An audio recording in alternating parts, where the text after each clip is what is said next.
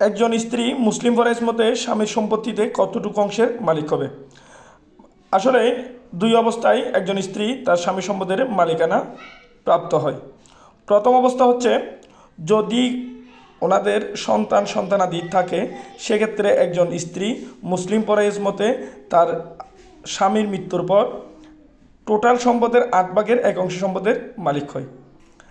আর দ্বিতীয় অবস্থা হচ্ছে যদি ওনাদের কোনো ধরনের সন্তানাদি না থাকে, সেক্ষেত্রে উনি 4/1 মানে মোট সম্পদকে 4 ভাগে ভাগ করে এর 1 অংশের মালিক হয়।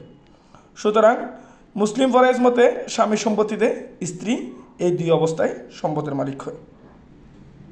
যদি সন্তান থাকে তাহলে টোটাল সম্পদের 8/1 মালিক হবে, আর যদি সন্তান না থাকে, নিঃসন্তান হয়ে থাকে, তাহলে 4/1 সম্পদের মালিক হবে। আসসালামু আলাইকুম।